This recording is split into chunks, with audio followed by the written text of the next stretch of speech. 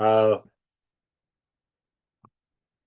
I'm going to today take you through a number of ideas, and at the end of this, you'll have a chance to ask me any questions should I be unclear about anything.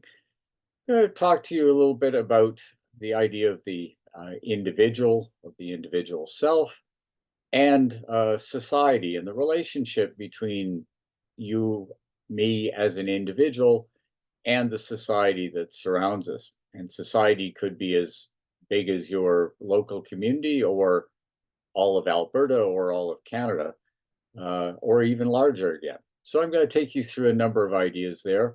And most particular, we're going to talk about a very important idea in sociology, and that is the idea of the sociological imagination and how it helps us to think about the world that we live in, the world that we grow up in.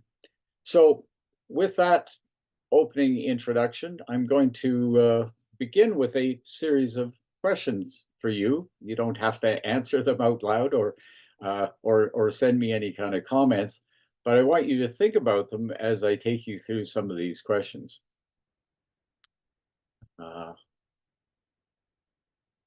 Who are you, really? And I mean beyond just simply saying your name, age, gender, whatever else.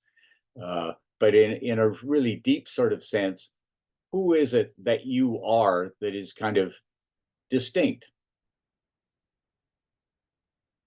What do you particularly believe or think or feel? What opinions do you hold? What values do you have? In a bigger sense, I guess, what I'm asking is, why are you the person that you are? What is it how did it come about that you can look in the mirror and say, I am this particular person?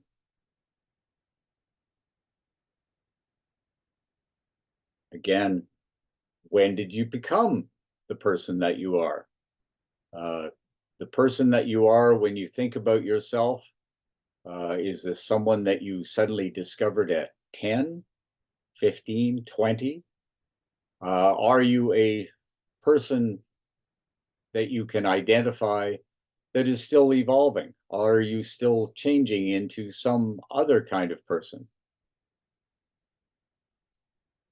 Maybe the most interesting of the questions as well, why are you not a person different from the person that you think you are?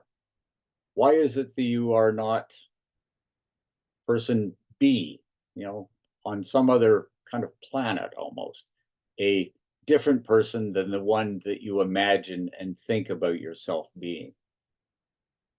These are psychological questions, but they're also very sociological questions because they address particularly that relationship between who, as an individual, we see ourselves and society around us, and how do we become that person that we think we are. So what I'm addressing here is, in some sense, in certainly the Western world, more particularly, I think, in the United States even than Canada, but in Canada as well, there's a particular paradigm that we can call the individualist paradigm.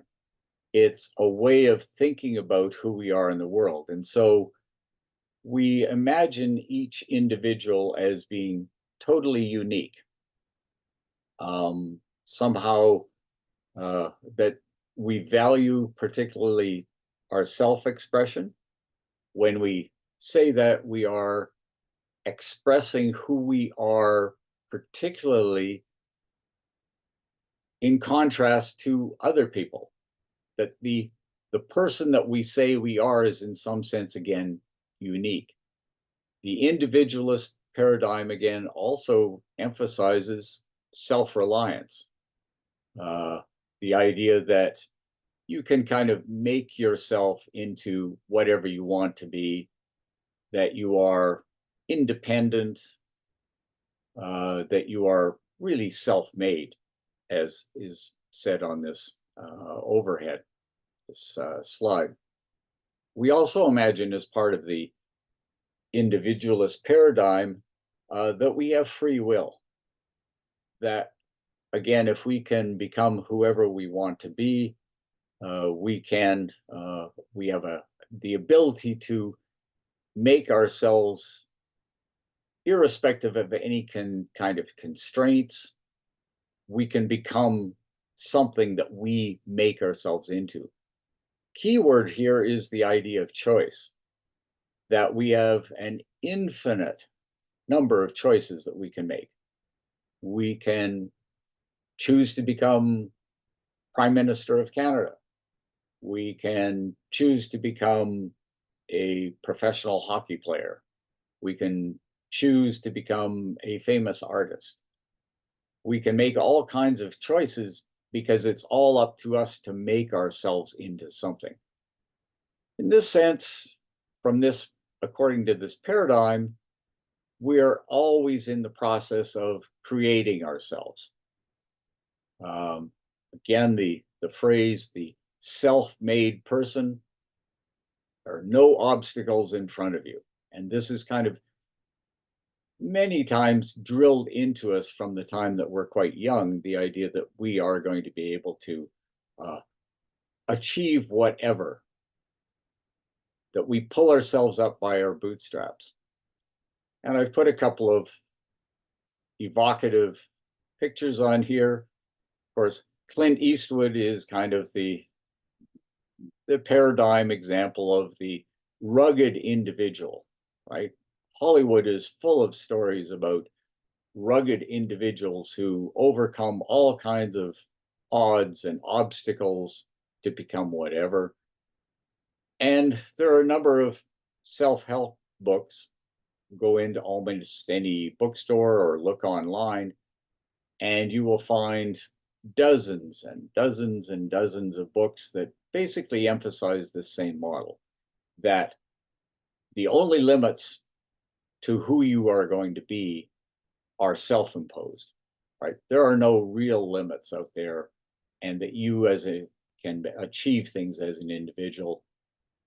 Donald Trump, book that made him famous before he became president, who knows, maybe president again at the end of this year, had a book, The Art of the Deal, that was emphasizing really what a self-made man and a super achiever, and that he had done all this on his own.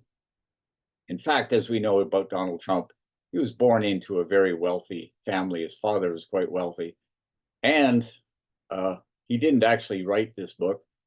He had somebody actually who ghost wrote the book for him, kind of a promotion to suggest that he was, however, and is a major actor, a major person able to achieve all kinds of things individually. Okay, so we're going to kind of question that individualist paradigm throughout and suggest that maybe it's not entirely accurate. In fact, it's really quite inaccurate. And it presents some real problems because what it suggests is, if you don't succeed in life, it's your fault. As opposed to thinking about, we're born into a series of structures that place limits, more for some people than others, but present some real limits. And so how do we adjust the person we are living within a certain number of constraints? Okay, so a little bit about myself here. I was born in Edmonton in 1952, so actually not a long ways from where many of you are today. Don't bother to try to figure out the years there. I'm actually much younger than that year. I was born into a working middle-class family, 2 parents, 1 brother. Parents now deceased, my brother's still alive. One of the things that we had around us were lots of books, and I remember the day an encyclopedia came into the house. I thought that was quite fascinating. I was probably fortunate at the time that television was only just beginning, so wasn't subjected to both the good and often the bad of television. And of course, there were no computers around or cell phones. But the environment was actually pretty stimulating.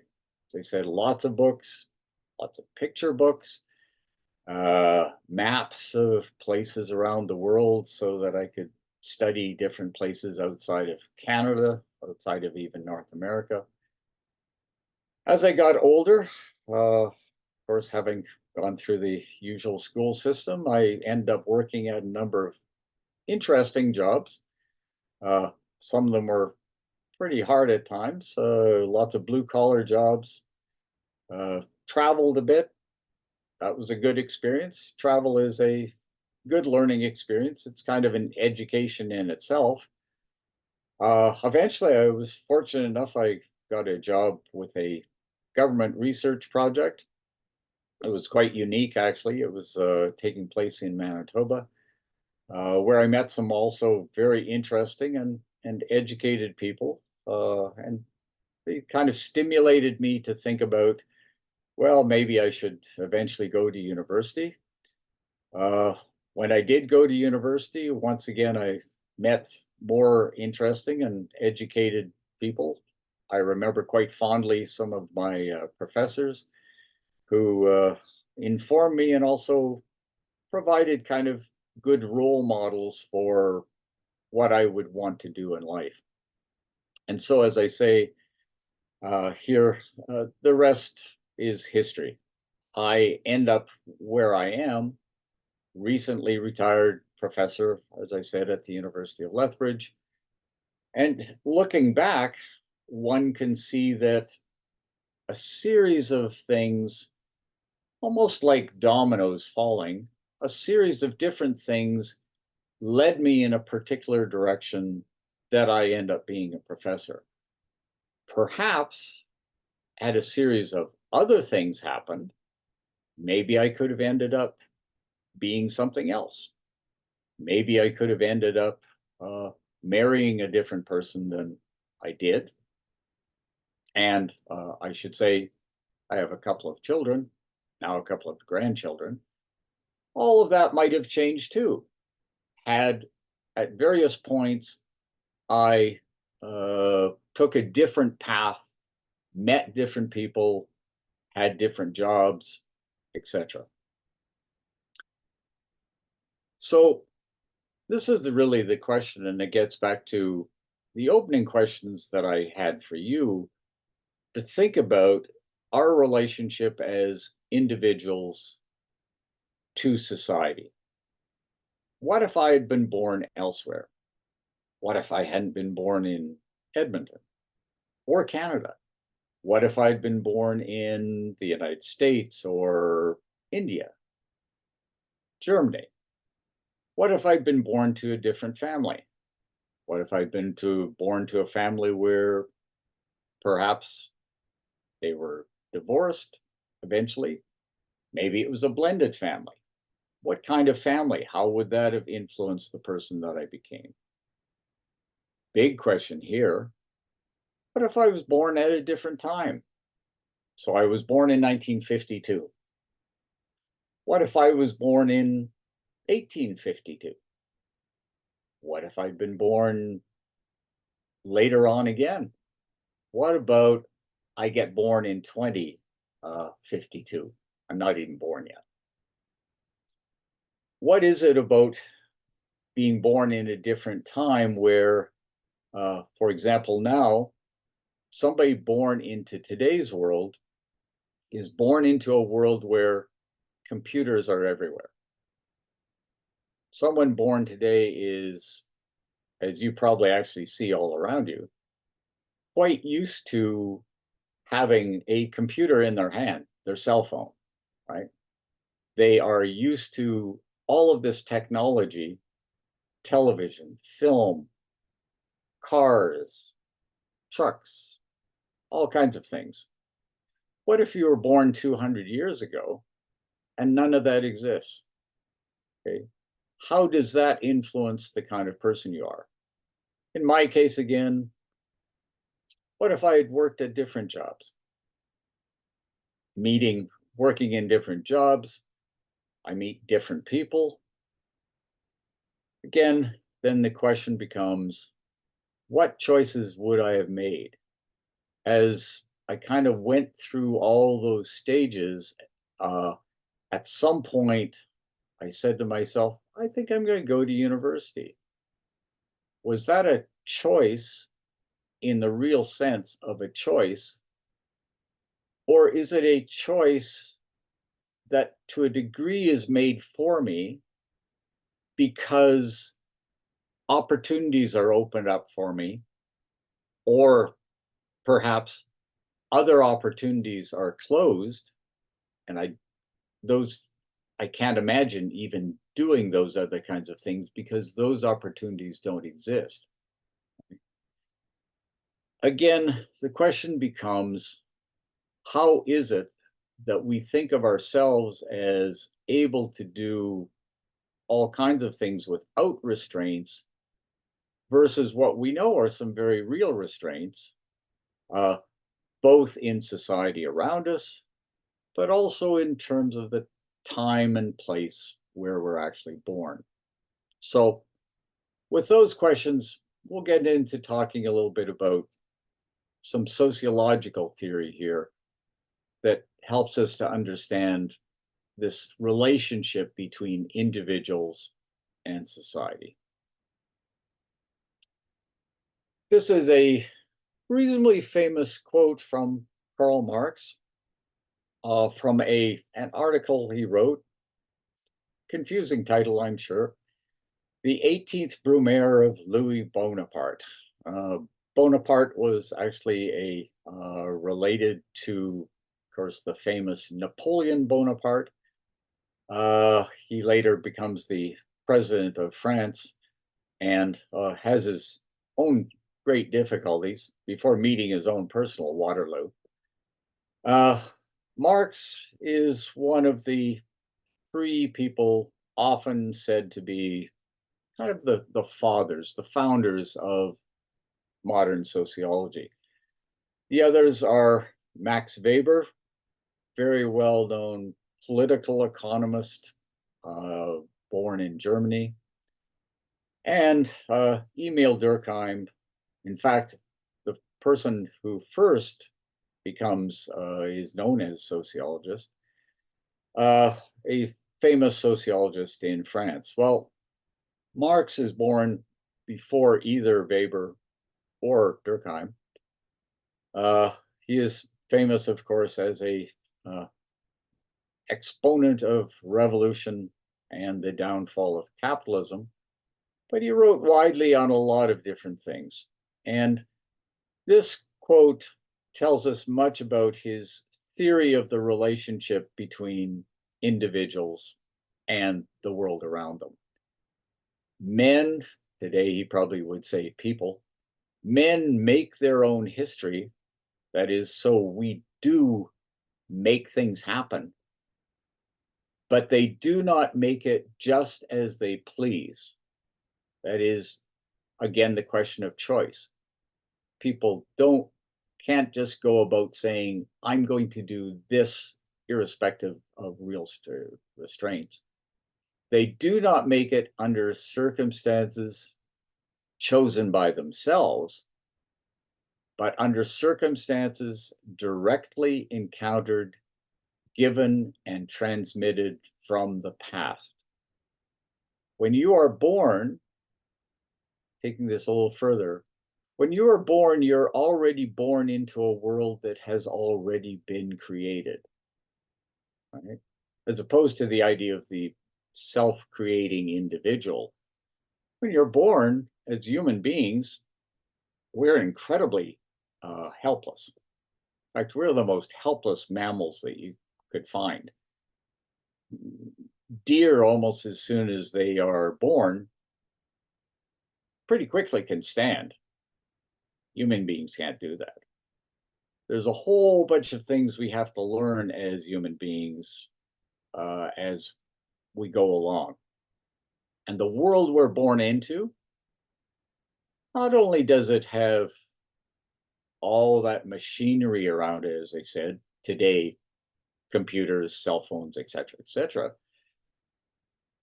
but depending on which of the societies you're born into a place where there's an existing language, right? And you're going to have to learn that language. But the language comes before you do. You're born into a place where there's an existing language, there are existing rules. Depending on what country you're in, you're born into a place that has an existing constitution, an existing political structure. You're born into a place that has an economy based on whatever. In Alberta, for example, an economy that is largely built around oil and gas. And the child born anywhere in Alberta is born into a series of things that are, as Marx says, already existing. That person born into it encounters directly a world that already exists, that is transmitted from the past. So Marx already gives us a hint of the complex relationship that exists even at birth for the individual and the society in which they are born. Another sociologist, again, fairly famously in his quote, tells us the idea, a similar idea that he refers to as the sociological imagination, which is a useful thing for anyone in sociology. In fact, fundamentally important. And this individual is C. Wright Mills. C. Wright Mills wrote a number of books throughout the 1950s. Many of them became actually bestsellers at the time, which is somewhat unusual for academics to have best-selling books. But one of his books, and the title itself has come down to us, is quite memorable, The Sociological Imagination. He wrote this in 1959. The idea remains fundamentally important to sociology. Here is what how it is defined. The sociological imagination is the ability, quotes, to grasp history and biography and the relations of the two within society. So what is being expressed here is the idea of your biography, you as an individual, and situating yourself, though, in a kind of historical sense. Again, how is it that we should understand our personal histories, our biographies? How should we understand the person that we are, the life that we have lived, the expectations, the things that happen to us? How do we understand that except in a kind of historical sense? That the we that we arrive at is created through a series of historical processes. So far from that individualist paradigm that I mentioned earlier, what both Marx and Mills are suggesting is it's false to imagine that you are kind of born separate from any other society and that you are this self-made person. It doesn't, it's not only false, and one would even say kind of egotistical, but it prevents us from understanding on a deeper level the relationship that we have to everybody else around us and to our society at large. So let's take that a little further here. One of the real debates that goes on in sociology continues to go on. There is no correct answer to this. It is in the nature of a debate. It's a question. What is the relationship between agency and structure? And what is meant here by agency is the individual capacity for action. So you as an individual do have a certain amount of agency. Choice is not totally taken away on you. So you can choose at any given time to say you want to apply for a job, or some job you're working at is so horrible you decide to quit it, right? You have a choice whether you want to save your money because you want to buy a particular thing, or you've decided that, hey, I think I'm going to, rather than save my money today, I'm going to go out for a really good meal, right? So you have a certain amount of agency, the ability to make choices. The structure part of it is the part that says there are kind of material limits and constraints on that action. So again, you can decide that you want to quit that job, but realize if you do, you might want to have another job ready, because how easy is it to find another job? Or you've decided you want to apply for a job. What are the constraints around that? Well, maybe the constraints are that you need a certain education, right? Maybe the job is going to require that you have a vehicle to get to it all the time, but you don't have a vehicle. So that's kind of a constraint on you being able to do it. So there's real constraints there.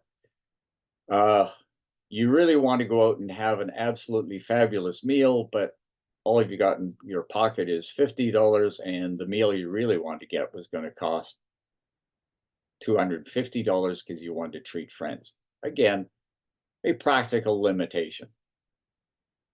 Again, the question here then becomes between how much choice, how much agency do you have, and what are the constraints that society, the community, wherever you live, actually put on you. This, again, we can think of as the relationship between the individual who has agency and society, which puts limitations on the capacity of people to act. Some people in a society, because they might have more money than others, more education than others, places where they live, they might have fewer restraints, but they all have restraints. Everybody has restraints. It's just for some people, society imposes greater restraints than they might on others. The diagram here sort of points this out, I think, reasonably well. The very dark circle is structure. If you were to believe that structure imposes only restraints, for some people, then they'd have almost no choices whatsoever. The more or less white circle here is the agency circle. This is the one where, in that individualist paradigm, suggests there are no restraints whatsoever. You, again, can do whatever you want. There are no impositions put on you by society. Well, the crossover point is in the middle there, that gray area, that area of choices. The individual, according to this argument, is able to make some choices, recognizing the restraints, but you have a certain area within which you can make choices. And some people, the area is larger, again, because they have just more opportunities, because they have more wealth, more people they know, uh, again, their education, all kinds of things. Some people have larger area of choices than others. But again, what Mills and Marx are pointing out is some of the restraints that are put on us as a result of the time and place that we are born into.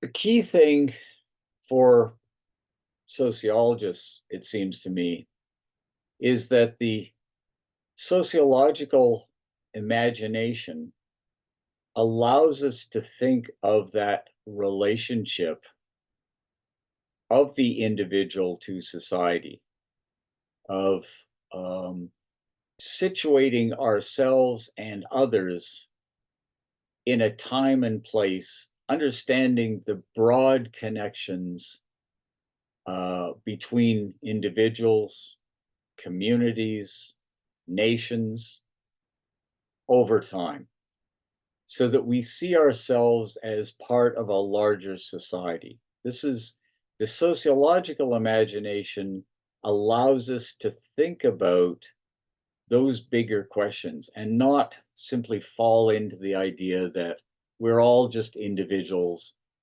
disconnected from each other in any kind of meaningful sense. Some takeaways then.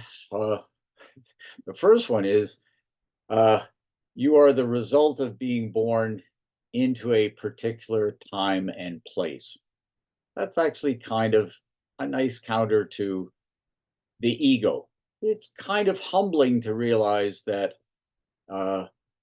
you are a product of something bigger than yourself. You're a product of being born in a place and in a time that makes you unique in being born there, but it also means that you are, in some sense, connected to other peoples also born at a particular time and place. Who others are is also the result of them being born in a particular time and place.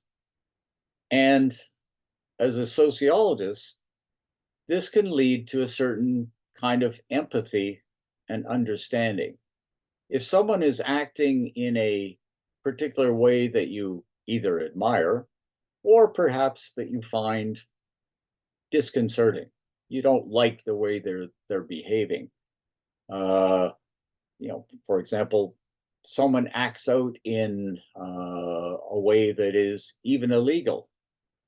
Well, you could simply say, well, that person made a bad choice. It was their decision to do whatever they did.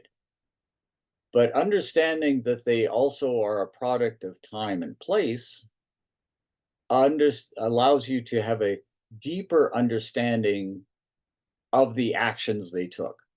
What is it in terms of other people they met,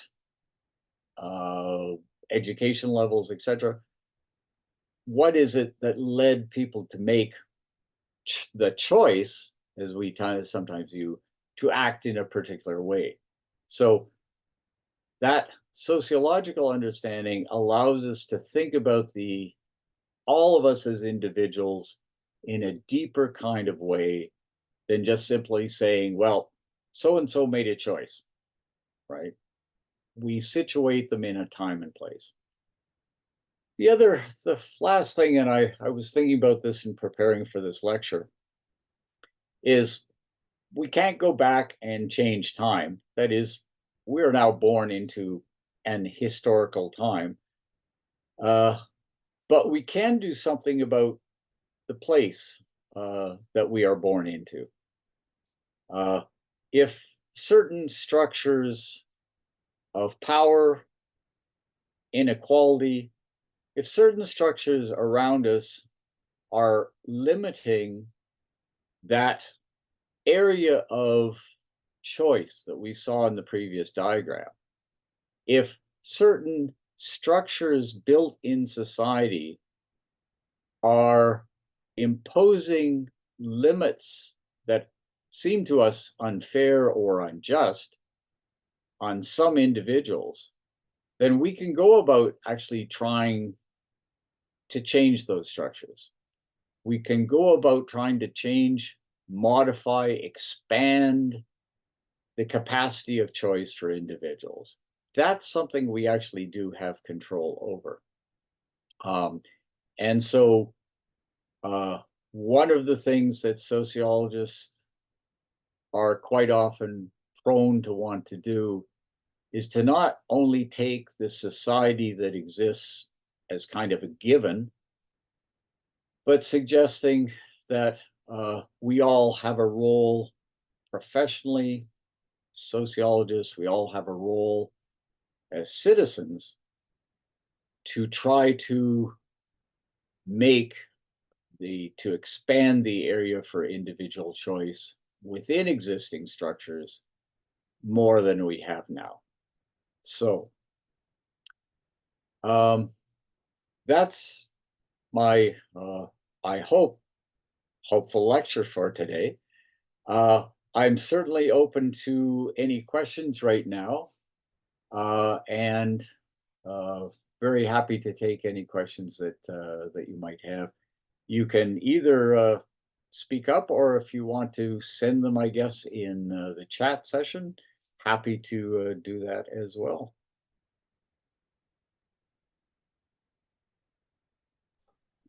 Thank you. Thank you, Professor Harrison. We really appreciate you sharing your knowledge and skills with us. I have a question about power. My first question is about power. Mm-hmm. How does one navigate the power structures and does not live in fear? So this question is weaved with agency too. Mm-hmm. I don't have the agency, so I live in fear. I'm scared of power. And we almost feel safe in all environments. This is not a psychological question. My question is, how does one not only survive, but thrive with these power and agency? Mm-hmm. You know, and to live with dignity, not to live in fear. That is a very big and a very philosophical question as well, isn't it? Certainly psychological, because anyone who is oppressed by and feeling powerless is obviously going to feel quite fearful. It's very difficult to overcome that level of oppression. The one thing I can say is, you know, it's not the total solution at any time, but education is known as actually one of the keys to becoming more of gaining a certain amount of individual power to change structures. So that one of the purposes of education, it seems to me, is to allow people to understand better the restrictions that are around them. Otherwise, everything is fearful. If you don't begin to understand what those structures are, knowledge is power. The knowledge of what kind of forces are aligned against you gives you a certain amount of power to oppose them. That's not the total solution, but education is a good starting point. The other thing is, of course, as I said, connections, right? Connections with the sort of people who can assist you to oppose in a way that is going to be meaningful, oppose those structures of power. Let me give you an example here. You could say, I really dislike the power of Corporation X. And so what I'm going to do is I'm going to go down there and I'm going to throw a rock through the window. Well, that may feel personally kind of great at that moment, but I suspect throwing a rock through the window of some large corporation isn't going to change very much at all. On the other hand, understanding how you can actually, using the systems of law, of say, consumer opinion, uh, these kinds of things, these are actual real weapons that you can use to oppose a corporation, much more effective than throwing a rock through the window. So the knowledge of how to properly and forcefully oppose powers is, I think, a useful starting point. But it doesn't happen overnight. And opposing those kinds of structures that are restraining one takes time. And to the point of the lecture, in some sense, it can't be done just by an individual. A series of individuals working together is real power. The individual trying to overturn power structures alone is likely not going to work. Every big change that has ever happened to oppose the power structures has come out of some kind of movement. Consider, for example, the civil rights movement in the United States during the early 1960s, Martin Luther King and other people. Martin Luther King is an important figure, but Martin Luther King couldn't do it just himself. It required an entire movement of people together. And so our paradigm of the individual doing it all themselves fails us when we don't understand the power of the group. Okay, I hope that answers your question in some way. Yes, it does. Power of the group, as you mentioned, and movement, like many people, many voices, diverse voices. Yeah. It's like force. It's like a force of water which can even make way in the rocks. We have seen that revolutions happen. So thank you so much.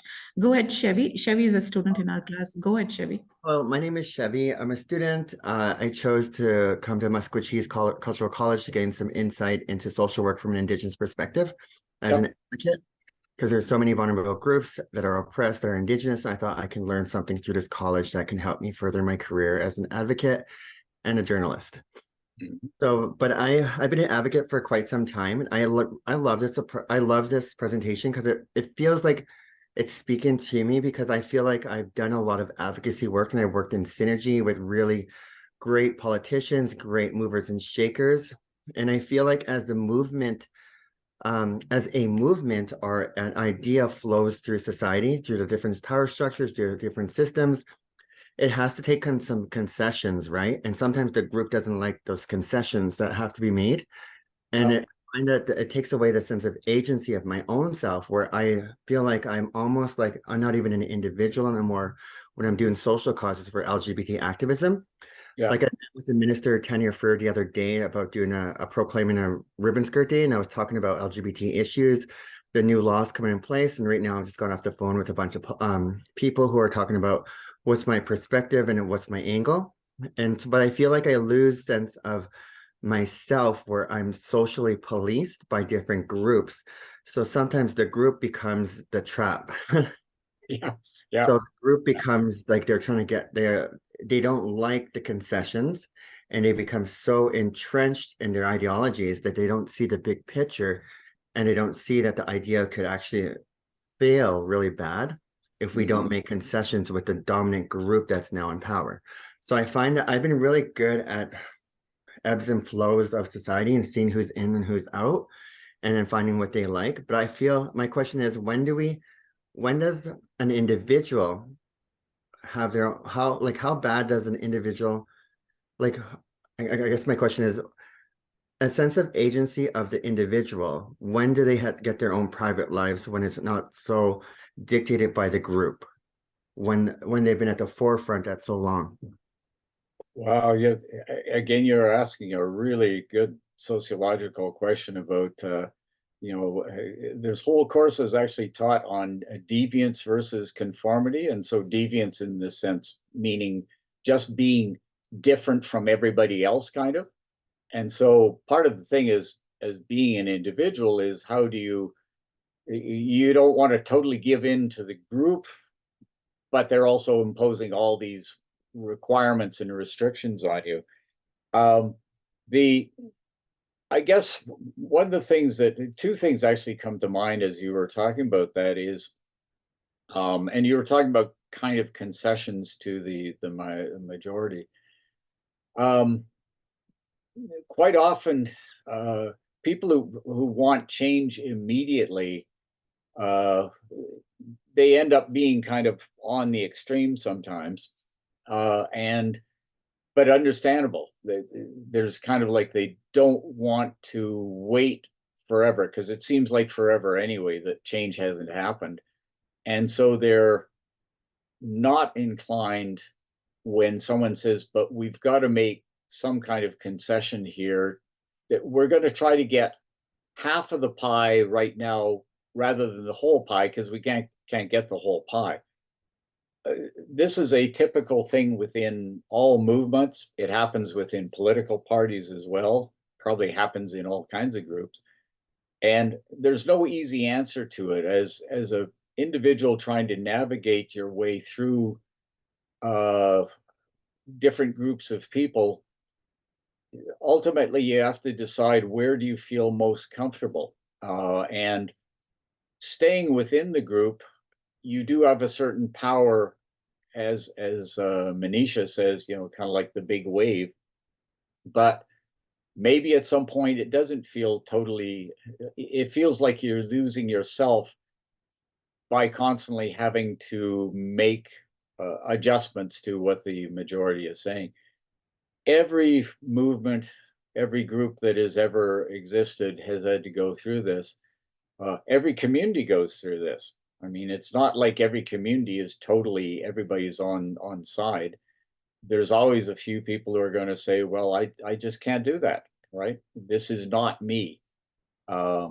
This is, as I said, you're actually asking a very sociological question about how groups are formed and how, in some sense, at times they also begin to break apart. Right? Yeah, that was very helpful. It's and it's real life. It's like an active like right now. I find I'm at a cusp in my life where even on a micro level, like on a First Nation level, there's that can be applied to the First Nation through old administration, old paradigms of thinking, and then a modern Indigenous comes in and tries to uplift, and they get pushed out.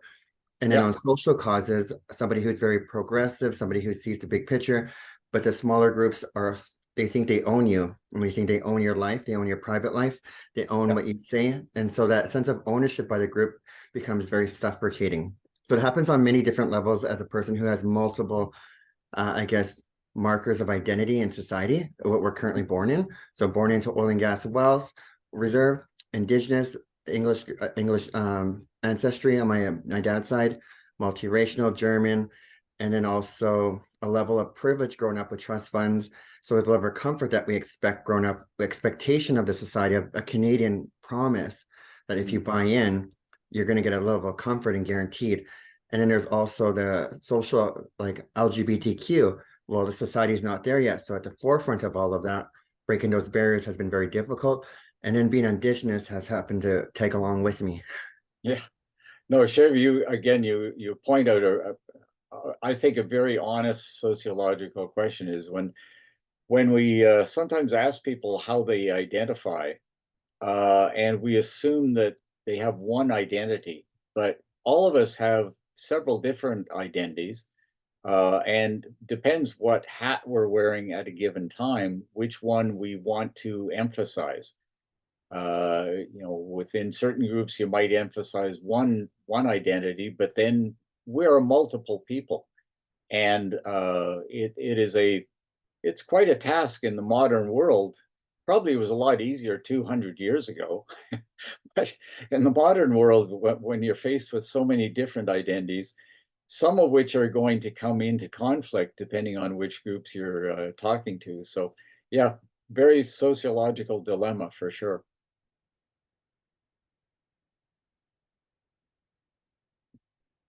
Thank you for your feedback.